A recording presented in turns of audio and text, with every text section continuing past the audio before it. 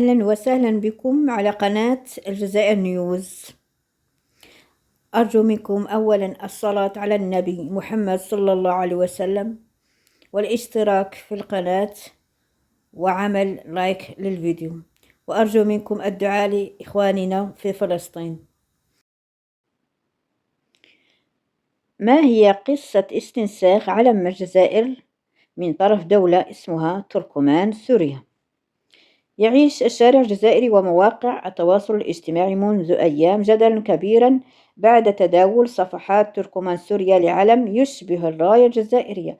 قالوا إنه علمهم الذي يمثلهم، مما اعتبره الجزائريون استنساخا لعلمهم واستفزازا مقصودا في هذا التوقيت الذي يتزامن مع التطورات الحاصلة في العالم والشرق الأوسط وشمال إفريقيا خصوصا. ويتداول رواد مواقع التواصل الاجتماعي صورا ومنشورات ومقاطع فيديو لعلم مستنسخ من الراية الجزائرية مع استبدال اللون الأخضر بالأزرق السماوي والاحتفاظ باللون الأبيض والهلال والنجمة الأحمر. يقال إنه علم دولة اسمها تركمان سوريا، مما فتح سجلات لا تزال مستمرة إلى الآن بين من يعد الخطوة مقصودة لأغراض مشبوهة، فيما يرى آخرون أن الأمر عفوي دون خلفيات، على اعتبار أن عديد من الدول تتشابه راياتها في نقاط عدة. وإذ يعود الكشف عن راية تركمان سوريا إلى سنة 2018، يبقى ظهوره هذه الأيام التي تتزامن مع الوضع الجديد الذي تعيشه سوريا والمنطقة مع سقوط نظام بشار الأسد يثير كثيرا من القراءات والتأويلات، حيث يقول ناشط سياسي جزائري في حديث لجريدة اندبندنت عربية إن ظهور علم تركمان سوريا خلال هذه الفترة، وهو الذي يتشابه مع الراية الجزائرية، أمر وراءه محاولة تمييع صورة العلم الجزائري بين الدول، بخاصة أنه انتشر بقوة في فلسطين وعديد المناطق والمناسبات، مضيفا أن الخطوة أثارت حفيظة الشعب الجزائري الذي اعتبر هذا أن التدبير كان مخططا له في دوائر ما. ويتابع أن ظهور علم تركمان سوريا في هذا التوقيت والترويج له بصورة واسعة يجعل الخطوة مقصودة، بخاصة أنه لم يظهر من قبل، موضحا أن الجزائر لن يؤثر عليها الأمر في شيء، لا سيما أن رايتها معلومة وواضحة منذ استقلالها عام 1962. وأشار أن علم فلسطين وعلم الصحراء الغربية لهما أوجه تشابه كبيرين، كما أن هناك دولا عدة لهم رايات متشابهة، لهذا فالأمر لا يشوش على الجزائر بثاثا. ومن جانبه يعتبر عضو اتحاد الصحفيين في سوريا محمد عباس في حديثه لنفس المصدر أن تركمان سوريا استنسخوا على من يشبه علم الجزائر، والخبر منتشر في الجزائر بينما السوريين لا علم لهم بذلك. وقال إن الدولة السورية لا تعترف إلا بالعلم الوطني، واعتماد أي جهة أو أقل علم خاصا بها مخالف للدستور السوري الذي كان معمولا به قبل سقوط حكم بشار الأسد. ومن المفروض أن يكون الأمر ذاته بالنسبة إلى الحكومة السورية الجديدة التي لن تقبل بعلم آخر غير العلم الوطني رمزا للبلاد. وختم بأن دلالات الخطوة غير معروفة وتبقى غامضة إلى حين.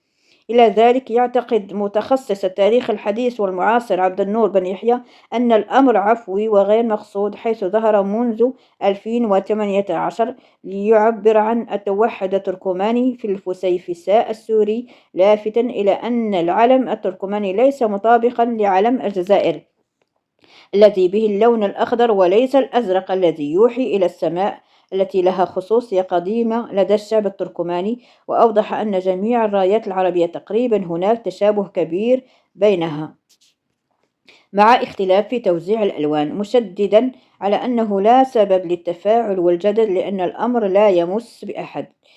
من هم تركمان سوريا؟ التركمان سوريون أو تركمان سوريا هم مواطنون سوريون من أصل تركي عاشوا وأجدادهم في سوريا منذ العهد السلجوقي في القرن 11، وهم يشكلون ثالث أكبر مجموعة عرقية في البلاد بعد العرب والكرد على التوالي.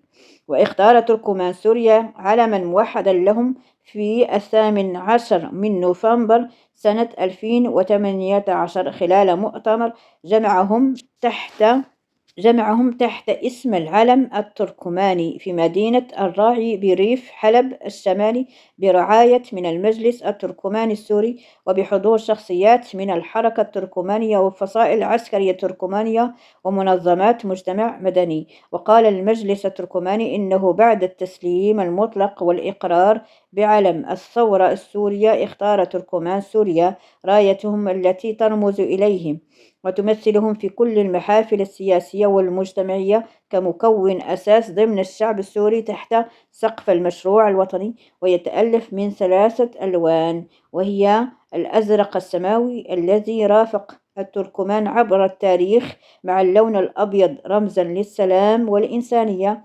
مرصعا بالهلال والنجم المشبعة بدم شهدائنا على أرض الوطن سوريا. وتشكل المجلس التركماني السوري عام 2013 خلال اجتماع عقد في العاصمة التركية أنقرة بحضور الرئيس التركي رجب طيب أردوغان. وتشير بعض المراجع إلى أن تركمان سوريا بين من يعلمون بأصولهم التركية ومن لا يعلمون، وفي مختلف مراكز وجودهم تراوح أعدادهم ما بين 3 و3 مليون فاصل 5 نسمة. وشكرا للجميع.